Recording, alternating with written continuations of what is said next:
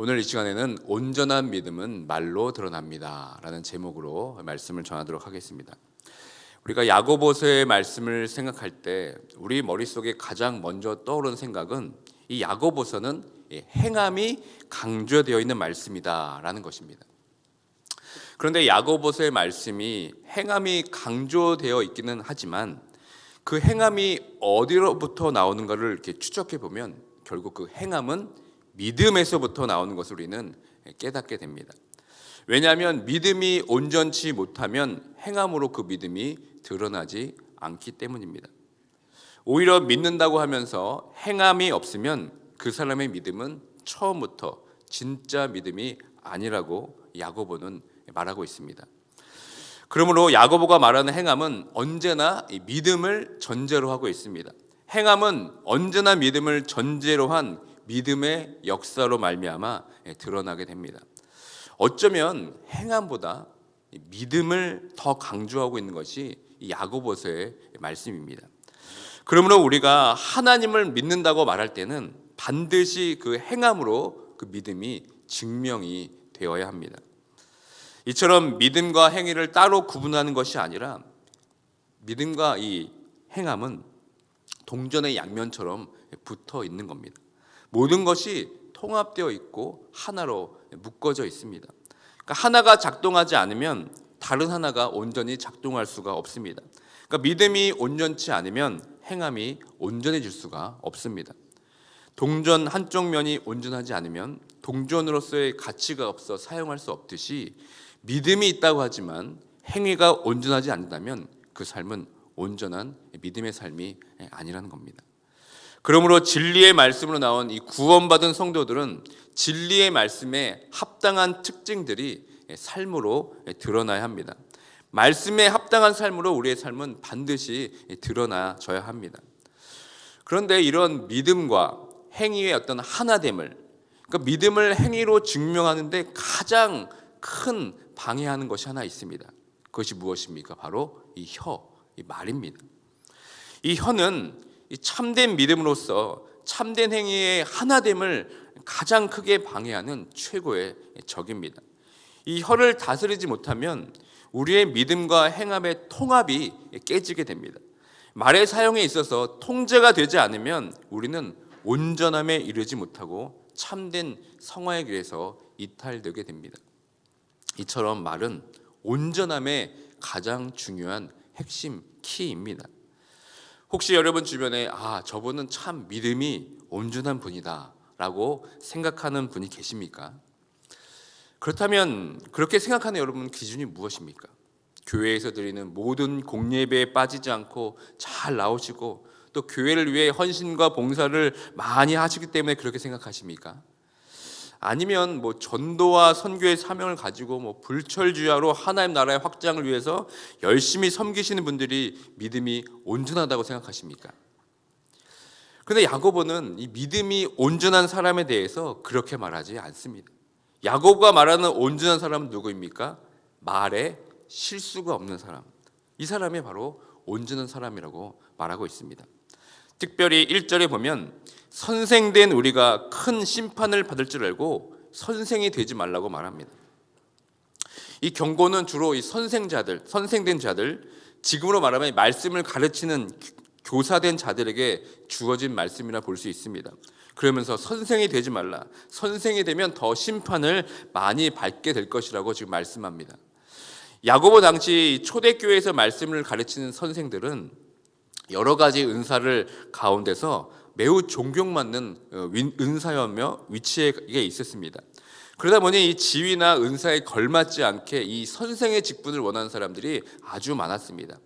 그래서 교회는 가르치는 은사를 받은 자와 그렇지 않은 자들을 솎아내는 일을 반드시 해야만 했습니다. 간혹 그들의 가르침 가운데 할례를 주장하거나 어떤 유대주의적 교리를 주장하는 거짓 교사들도 많이 있었지만 더 큰 문제는 이 가르치는 자들의 신앙 고백과 그들의 삶이 달랐다는 겁니다. 그들이 가르친 대로 그들이 행하지 않고 그 가르친 대로 살지 않는 것이 가장 큰 문제였습니다. 그래서 그 가르침을 듣는 이로 하여금 공허하게 만든 일이 너무나 많이 있었습니다. 가르치는 자들이 경건을 말하지만 경건의 능력이 따르지 않았습니다.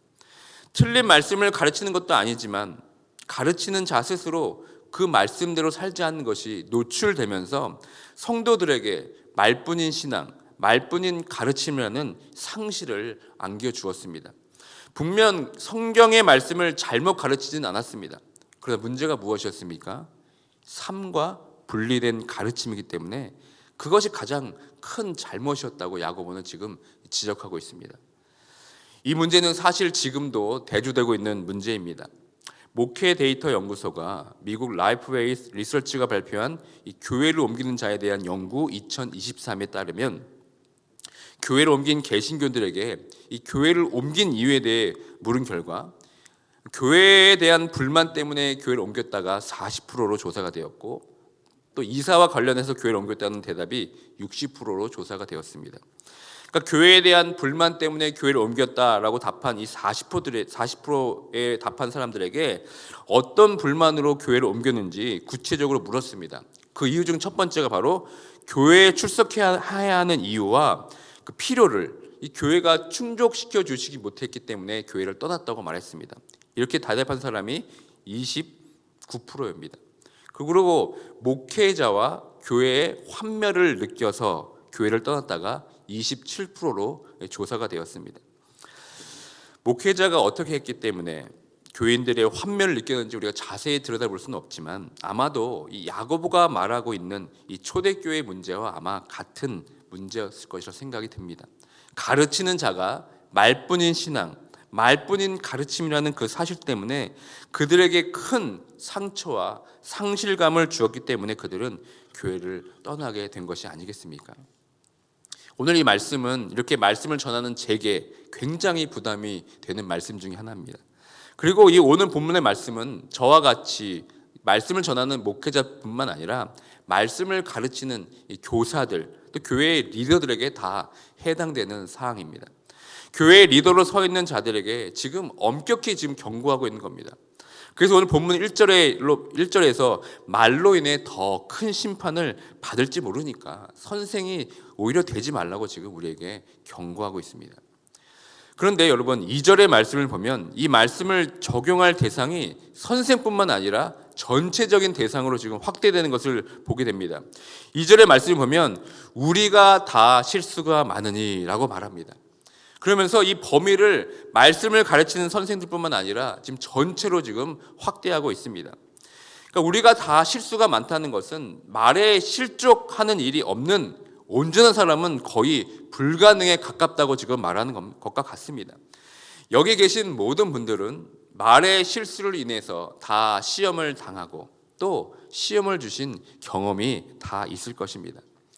저도 돌아보면 말에 대한 실수가 참 많이 있었습니다. 늘 말을 조심히 하는 것을 알지만 나도 모르게 전혀 의도치 않게 말을 해서 실수한 적이 참 많이 있습니다. 왜 내가 그때 그런 말을 했지? 라면서 요즘 말로 이불킥이라고 하죠. 이불에서 발로 막 걷어차면서 내가 왜 그렇게 얘기했지? 후회한 적이 참 많이 있습니다. 특별히 제가 부교육자로 사역할 때 저의 역할 중 하나가 담임 목사님이 말씀과 기도에 집중하시기 위해서 목사님에게 오는 여러 가지 일들을 중간에서 제가 잘 처리하는 것이 저의 역할이었습니다. 때로는 몸으로도 맞고 때로는 제 잘못도 아니지만 제가 다 뒤집어 쓰기도 하면서 중간 역할을 참 많이 했습니다. 특별히 이 담임 목사님이 말씀을 전하는 주일 아침에 보면 교회에 별의별 일이 다 생깁니다. 그런데 일단 목사님 말씀 전하는데 신경 쓰지 않게 하기 위해서 제 선에서 잘 막는 것이 저의 임무였습니다. 그래서 웬만하면 급하지 않은 일이면 잘 참고 있다가 주일 예배 다 마친 후에 담임 목사님께 말씀을 드리곤 했습니다. 또 때로는 담임 목사님께 어떤 성도분들이 했던 말을 전해야 될 때가 있었습니다. 그런데 그렇게 중요한 이야기도 아니어서 굳이 할 필요가 없는 말도 많이 있습니다. 그리고 그 말을 전한다 할지라도 그렇게 도움이 되지 않는 말도 참 많이 있었습니다. 그럴 때마다 이 이야기는 내가 목사님께 하지 말아야지 막 다짐을 합니다. 그런데 참 신기하게도 그렇게 하지 말아야겠다고 다짐했던 말을 어느 순간 제가 하고 있는 것을 보면서 제가 한두 번 놀란 것이 아닙니다. 그리고 나서 늘 괜히 얘기했다 하지 말걸라는 그 후회한 적이 정말 많이 있습니다. 그러니까 이처럼 이 말을 제어하고 통제하는 것이 참으로 어렵습니다. 특별히 이 부정적인 이야기가 더더욱 그런 것 같습니다. 그런데 성도님들도 마찬가지인 것 같습니다. 성도님들 가운데 가끔 이런 말을 하면서 말을 꺼낼 때가 있습니다. 제가요, 이 이야기를 해야 할지 말아야 할지 잘 모르겠는데요 라면서 이야기를 꺼내실 때가 있습니다. 제가 제일 들으면서 불안해하는 말 중에 하나가 바로 이겁니다. 제가 이 이야기를 해야 될까요? 말아야 할지 잘 모르겠습니다. 말로 시작하는 겁니다. 왜냐하면 이런 말들은 말하는 사람이나 듣는 사람에게 그렇게 좋은 이야기가 아니기 때문에 그렇습니다. 대부분 이 부정적인 이야기 때문에 그렇습니다. 그리고 이렇게 말하는 분들은 그 말에 대한 본인의 확신이 없고 그 말에 대한 정리가 되지 않는 상태이기 때문에 그 말을 하는 순간 여러 가지 오해를 낳을 수 있는 상황이 연출되기도 합니다. 그럼에도 불구하고 이 이야기를 해야 할지 말해야 할지 모르겠네요 라고 말을 시작하는 분들은 기어코 그 말들을 다 쏟아내고 맙니다. 그러면 그 말로 인해 여러 가지 파생되는 후폭풍이 있게 마련입니다. 사랑하는 성도 여러분, 이 이야기를 해야 할지 말아야 할지 잘 모르신다면 절대 하시기 마시기 바랍니다. 자신도 모르는데 왜 이야기를 합니까? 모르면 여러분 하지 마시길 바랍니다. 그것이 서로에게 좋습니다. 그 말을 통제할 수 있는 것도 여러분 가장 큰 훈련 중에 하나입니다. 계속해서 말씀을 살펴보면 야고보는 3절에서 5절에서 3절부터 5절까지 이 혀를 사용하는 문제가 실제로 우리 삶에서 얼마나 큰 영향력을 보이는지 잘 설명하고 있습니다. 특별히 이 절제 없는 이 말의 파괴력에 대해서 세 가지의 예를 들어 설명합니다. 첫 번째에 대해서는 혀에 대해서 우리 말합니다. 이 혀는 말의 입에 물린 재갈과 같아서 비록 작지만 그 재갈 하나로 말 전체를 이리저리 이끌어갈 수 있는 결정적인 역할을 하는 것처럼 이 혀도 마찬가지라는 겁니다. 그런데 정말 혀가 그런 것 같습니다. 요즘처럼 미디어가 발달된 사회에서 말이 퍼지는 속도가 정말 기가 막히게 빠릅니다. 말을 내뱉는 순간 그 말이 한 사람의 운명까지도 이리저리 쥐고 흔드는 것을 우리가 얼마나 많이 보고 있는지 모릅니다. 특별히 정치인들의 말 하나의 실수로 자신의 어떤 정치적 생명을 위협받는 것을 우리가 얼마나 많이 보게 됩니까? 또 잘못된 말로 인해서 억울함을 토로하면서 자신의 생명까지 내던지는 일을 보면서 마음 아플 때가 참 많이 있습니다. 두 번째 말의 파괴력에 대해서는 배에 달린 키로 묘사하고 있습니다. 이 광풍에 밀려나는 작은 배도 지극히 작은 키에 의해서 조정이 된다고 말하고 합니다. 이 광풍이란 무엇입니까? 바다에서 부는 아주 거친 바람입니다. 이것은 우리가 감당할 수 없는 어떤 외적인 환경을 말하고 있는 겁니다. 말로 인해 의도치 않은 일들이 우리 인생에는 늘 있게 마련입니다. 이때 어떻게 말을 하느냐? 이것이 바로 사공 앞에 놓여 있는 키입니다. 정말 지혜가 필요합니다. 그때 한순간의 말의 선택으로 나쁜 방향으로 치달을 수도 있고 아니면 전화위복이 되어서 더 좋은 방향으로 나갈 수도 있습니다. 예를 들면 이런 것이죠. 이스라엘 백성들이 광야 생활을 하다가 드디어 하나님께서 약속하신 가나안 땅을 만나게 됩니다. 이때 12 정탐꾼들을 가나안 땅에 보내서 정탐하고 돌아오게 하였습니다. 이때 여호수아와 갈렙만 믿음의 눈으로 바라보면서 믿음의 고백을 말로 했습니다. 그리고 나머지 10명은 눈앞에 보이는 현실 앞에서 그들의 불신앙을 말로 분출하게 되었습니다. 그때 여러분 어떤 결과를 낳게 되었습니까? 결국 그 불신앙의 그 말의 키가 더 크게 작동했습니다. 그 결과 이스라엘 백성들은 38년이라는 광야로 내몰려서 출애굽 1세들은 다 죽고 출애굽 2세들만 가나안 땅에 들어가는 흑역사를 만들어내었습니다.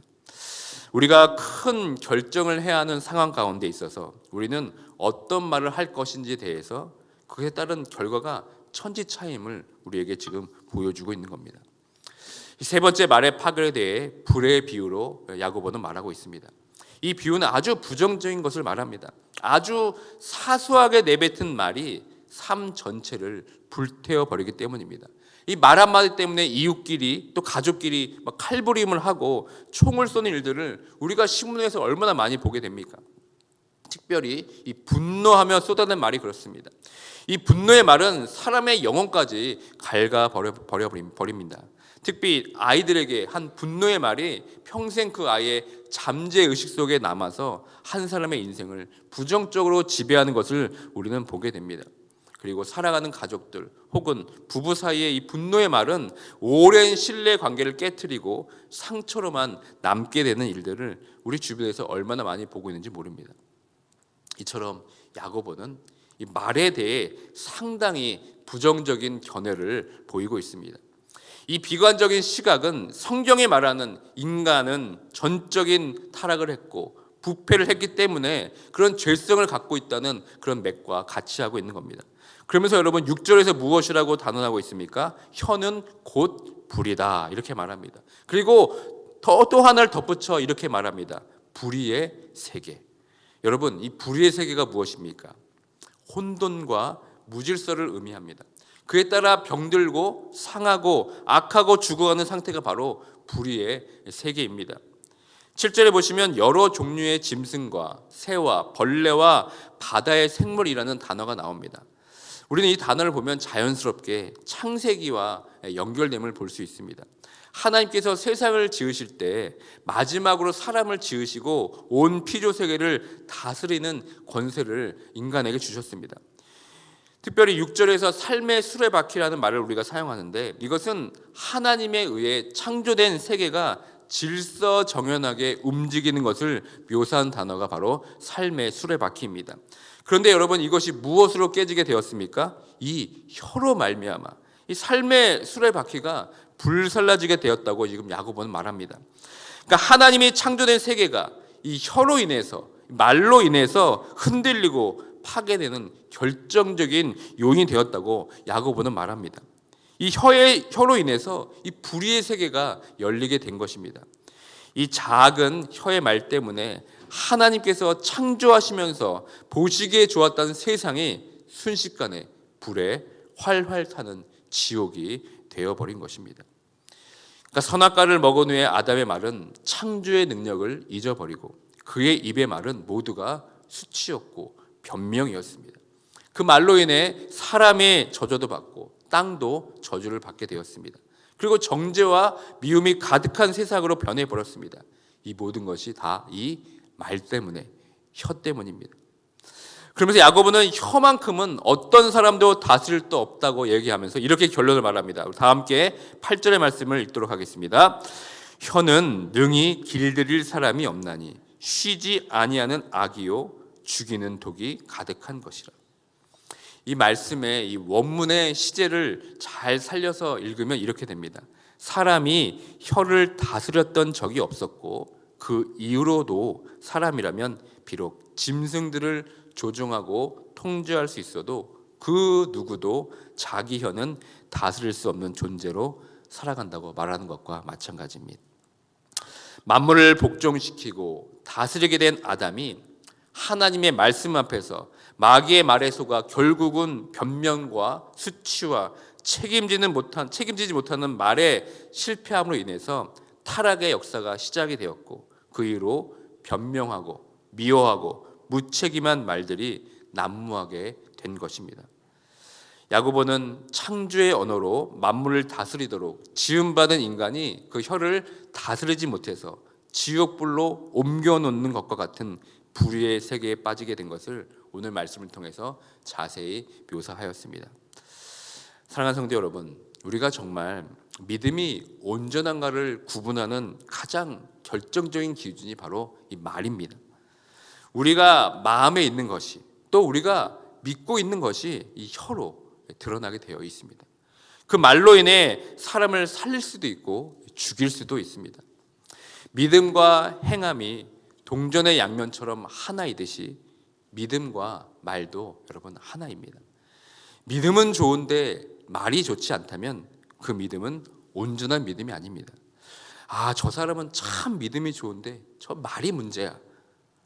이렇게 말을 한다면 그 사람은 믿음이 좋은 것이 아니라 어쩌면 믿음이 아예 없는 것일 수도 있습니다. 계속해서 야고보는 믿음과 행함의 통합을 이야기하고 있습니다. 믿음 따로 행함 따로의 신앙은 잘못되어 있다고 말하고 있습니다. 더 나아가 믿음 가운데 드러나는 이 행함의 통합을 방해하는 1등 공신인 이 말이 가장 우리에게 문제라고 오늘 말씀을 통해서 강력하게 말씀하고 있습니다. 이 혀와 말에 대해 야고보가 제시하는 해결책이 무엇인지는 다음 시간에 대해서 좀 더 살펴보도록 하겠습니다. 다시 한번 오늘 말씀을 통하여서 나의 믿음과 말이 과연 통합되고 일치되었는지 이 시간 여러분 돌아보길 원합니다. 이 혀를 어떻게 다스려야 하는지, 이 말을 어떻게 통제하고 제어해야 하는지 하나님의 지혜를 구하며 나아가는 이 시간이 되길 원합니다. 그래서 믿음과 이 말의 일치, 기도의 언어와 일상의 언어의 일치, 교회 안에서와 교회 밖에서의 언어의 일치가 되어서 믿음과 행함의 분리가 아닌 믿음과 행함의 일치로 나아가는 모두가 되길 주님의 이름으로 축원드립니다. 아멘. 이 시간 말씀을 기억하며 기도하길 원합니다. 먼저 우리 자신을 잘 돌아보길 원합니다. 야고보는 우리가 다 말에 실수가 많다고 말하고 있습니다. 다 말 때문에 상처받고 말 때문에 상처 주며 살아가는 것이 우리들의 현실입니다. 그렇다고 말에 대해 포기하라는 것이 아닙니다. 과연 내 입에서 나의 말을 통해 나의 믿음을 점검해 보라는 것입니다. 나는 스스로 믿음이 있다고 생각하지만 나의 말은 도저히 믿음이 없는 사람의 말과 혀가 아닌지 돌아보길 원합니다. 우리는 다 온전한 자로 나아가기 위해 성화의 과정을 걷고 있습니다. 늘 말에 대해 조심하고 늘 말에 대해 경각심을 가져서 온전한 믿음의 사람으로 나아가는 내 자신과 우리 교회가 될 수 있도록 다 함께 기도하며 나아가도록 하겠습니다.